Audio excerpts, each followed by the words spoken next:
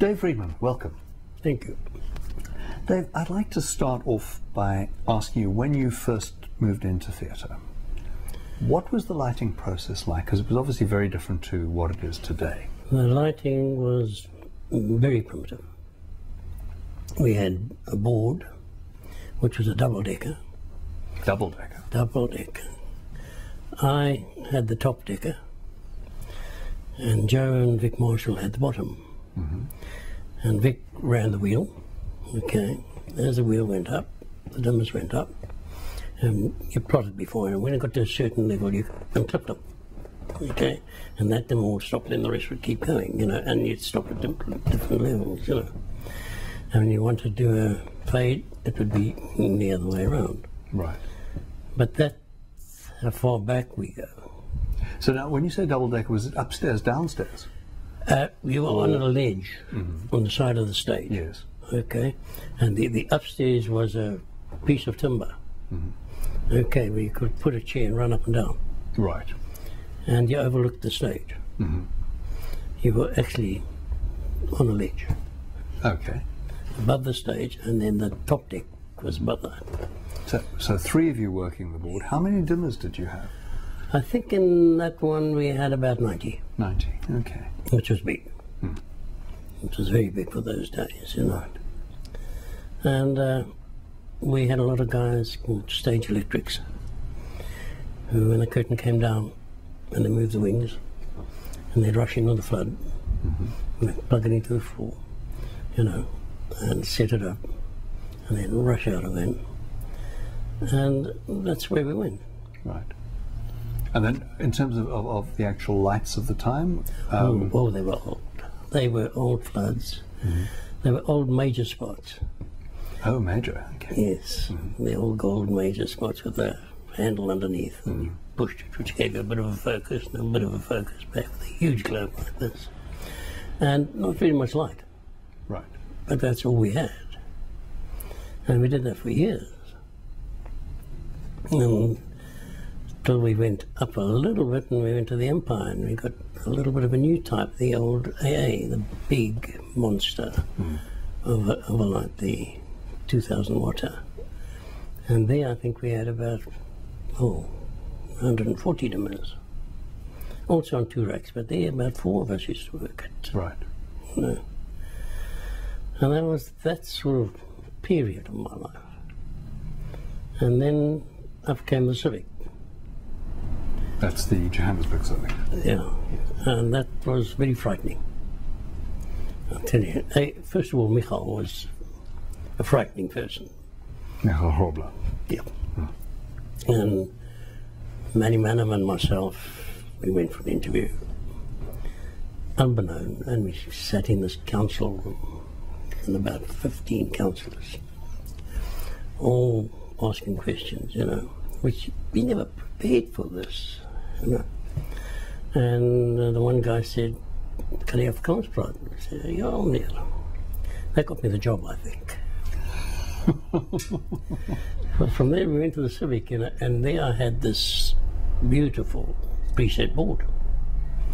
So you could set one set and the next one.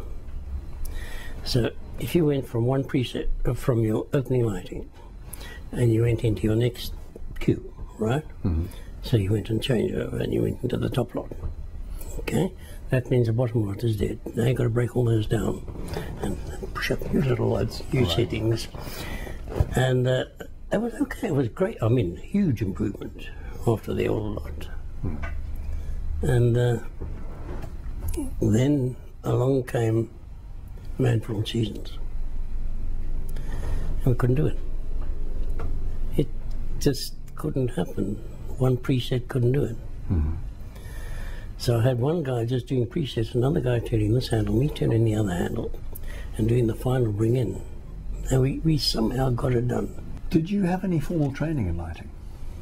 No, not at all. I applied as an electrician, actually. And there was just a vacancy at African Consolidated Theatre, so during the day I was electrician, apprentice, and at night I worked on the stage.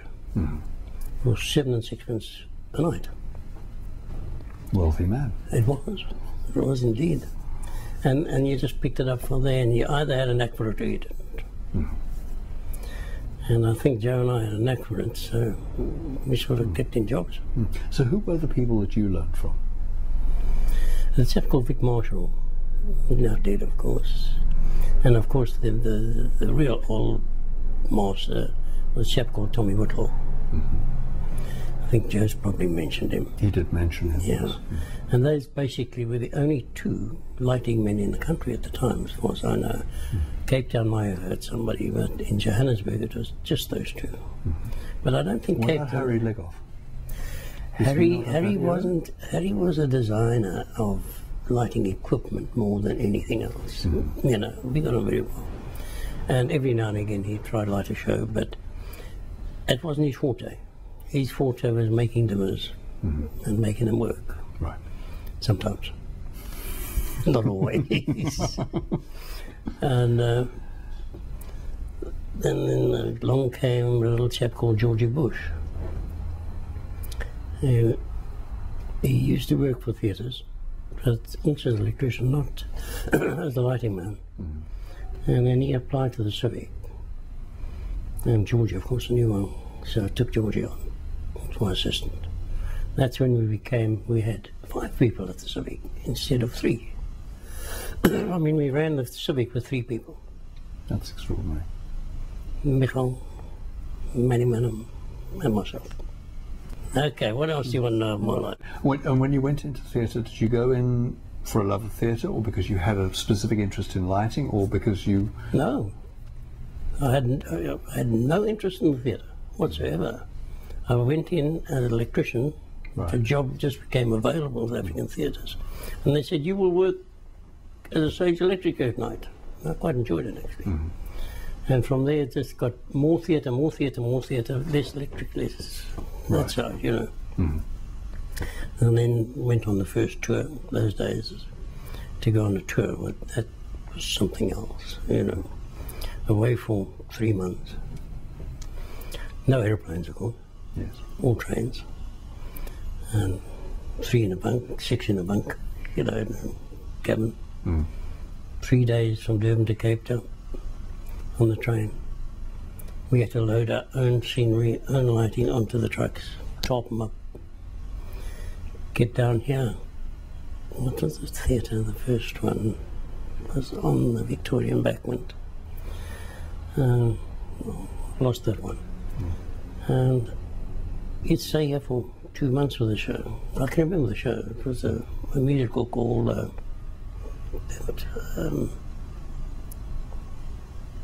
I'll come back to that one. Damn. Bet you can name the chorus girls there. Yeah, full of them. We had the Tilligoods in that show. Right, okay. Out of This World. Out of This World was the name of the show. Terry Thomas, Tilligoods. Very famous comedian. Yeah, well, they used to bring out big companies. You know, Philip Lavard used to bring huge Pantos. I mean, they were top-class stuff. Now, you mentioned that you packed sets, lighting, everything. So Everything. there was no lighting found in each venue. No, you took it with you. Took it everything with you, including the boards. Including the boards. You had big boards like this. And of course, you know, you had flyers, but they weren't. They were rope. You know, counterweights. You pull those stuff up by hand. And you laid them down by hand. You had very strong flymen. Yeah, you had to have. You had to have.